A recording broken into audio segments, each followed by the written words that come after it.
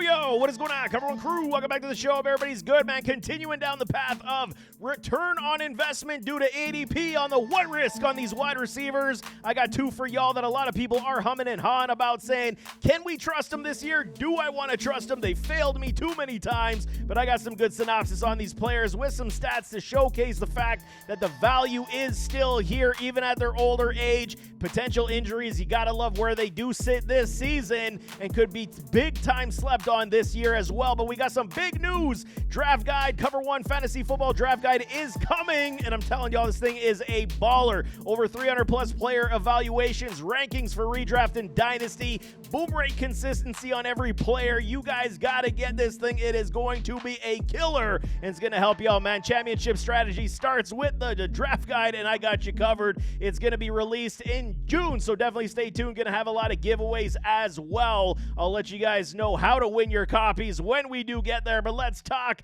what risk on a Deebo Samuel. Deebo, he finds new digs going to these Washington Commanders, the commies. And Deebo, it's a positive step, man. Potential resurgence here in Washington with one of the best multi-threat. He is still one of the best multi-threat players in the NFL. I mean, sometimes all a player needs, what, is a change of scenery, change of, direction with a different club, make things happen.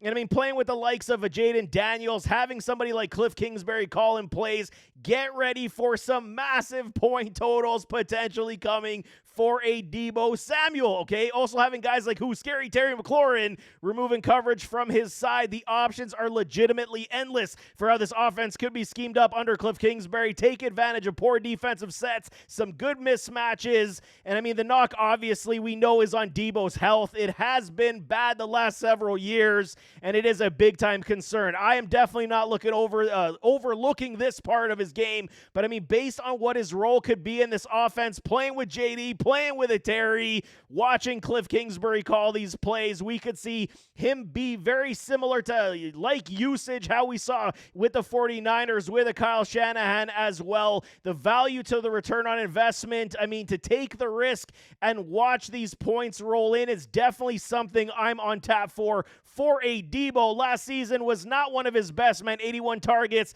on 15 contests, 51 receptions, 617 yards, only 3 receiving TDs, only 136 rushing yards as well. So he definitely foiled us in a very big way. Only 35.3% on that boom rate. He was not a good, consistent player for us, always dealing with some sort of ailment that did keep him out of the lineup, which was a big problem. In 2023, we saw 64.3% on that boom rate, but again, injuries continue to be the problem. Last year, he finished as the 44th wide receiver, in total points, 128 points, half PPR. Definitely not good enough for Deebo Samuel, and how everybody is starting to jump off ship. I understand the concerns. They are legitimate, and they are definitely worrisome without question, but where he sits today in terms of ADP, Brandon Ayuk, number 39, Juwan Jennings, number 40, Deebo at 41, we got Jacoby Meyers at 42, Jaden Reed at 43, which is a drastic undersell as well, and then Stephon Diggs at 44. So when you're talking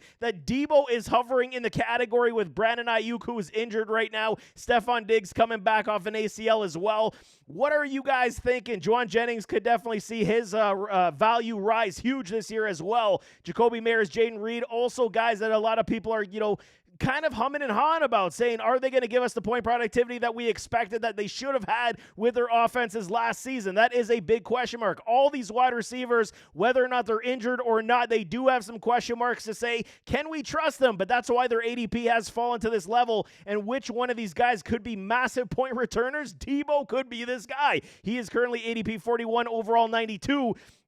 With the tallies and the potentials, if he does not get hurt, I had to put in my model the fact that he does miss time. So his point totals, 189.5 points. So rounding out to be a top 25 wide receiver on the low end. There is potential that he could creep back into that top 15, top 20 range because of how this offense is going to be running with a JD. Lots of handoffs I do foresee coming for a Deebo as well. He's going to be a big-time mismatch in this offense, going to help support somebody like a Terry McLaurin, 58.8% 58% projected boom rate potential. I think this one is underselling as well. Just based on how my model spit it out, based on all the criteria I did put in, I do believe that 58% is a little bit low. If he does play 15, 16 games, I think we could see him in the 64% boom rate range and going well over 200 fantasy points as a wide receiver. But at this point, if you're taking a guy at 41 ADP overall and he's giving you top 25 wide receiver numbers, which I do fully expect to come this way, barring any injuries, this is a massive win for your team. Flex appeal, wide receiver 3, value all frickin' day long for a Deebo Samuel. You absolutely gotta love what's coming with these Washington Commanders. Commies, next one is Devonte Adams taking new fresh digs to these LA Rams.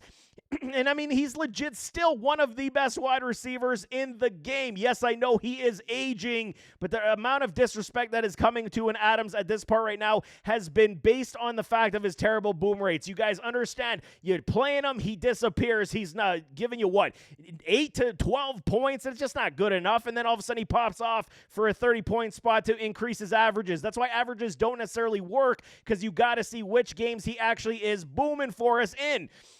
Adams still is one of the best wide receivers. Even at his age, he can still showcase the fact that he isn't necessarily had lost a step this past year. It's just been poor quarterback play overall that has foiled him big time throughout his last, 4 years? And I mean, the sound point total finishes, it does make people overvalue and then sit here and say, well, how come he does not produce for us consistently?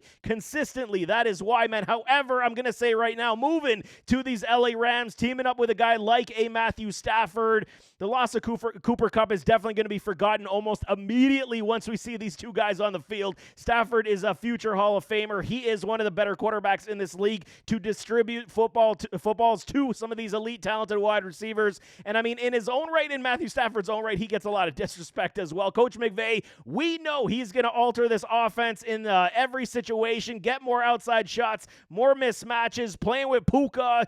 Obviously now with no Cooper Kupp, Adams is going to be one of the catalysts in this offense. No question in my mind, a big-time resurgence season is coming Adams' way as well. Having guys like Kyren Williams still being that game changer. Devonte, I mean, he's legit 2-3 seasons away, removed from being a top 3 wide receiver in fantasy football. It's not far off, I'm telling y'all. It's just been the piss-poor quarterback play that he's had to endure at his time with the Raiders and those New York Jets. But I mean, at this point, he's going to be saying he's dying to play with a quarterback of Matthew Stafford's caliber. And I mean, the issue for me, disappearing acts, obviously is the issue for Devonte Adams, but I do believe it's going to be rectified here with these LA Rams, and it should be in a big, massive way. ADP to return on investment for wide receiver 2 plug-and-play potential is definitely here for a Devonte Adams. Last year, 141 targets in 14 games. Still nothing to sneeze at. Got over that 1,000 yards and 8 TDs. On paper, it looks like a very good season. Very good quality season. Finished as the wide receiver 14, just under 200 points.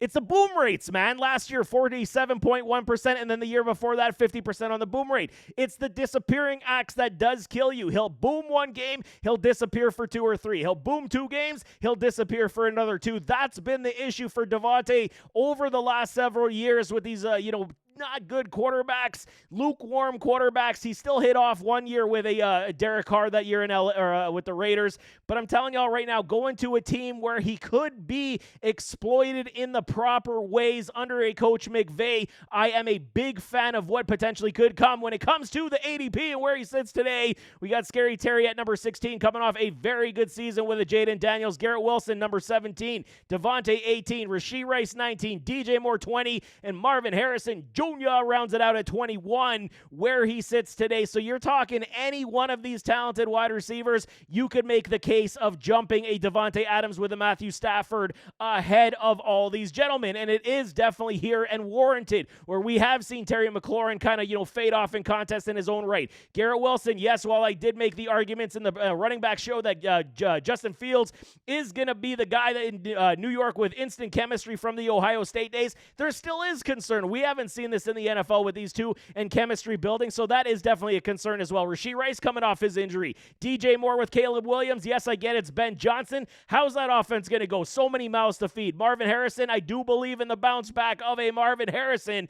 But Devonte Adams is that seasoned veteran that we can rely upon at least to get 1,000 yards once again this season. Like I said, wide receiver 18, overall 37. Projected point tallies for me, 221.3 points, which does put him back into the top 10 of wide receivers. And you're getting him at the bargain rate of a wide receiver 18 right now. This is crazy talk. 68.7% on the potential boom rate for a Devonte for me. It's definitely not out of the question that Devonte is going to have a big-time good season as his career does wind down. I didn't necessarily see a lost step for him, but with Matthew Stafford, I think we're going to see a happier, more encouraged Devonte Adams to make a lot of plays, and he should easily be a high-end wide receiver 2 this year. Plug and play, don't even think about it, and you should score a lot of points in that NFC West. But there you have it. That is what risk on these wide receivers, Devonte Adams and a Deebo with those Washington Commanders. New teams, new digs, new outlooks, and similar point totals coming back to the top end that we're hoping for.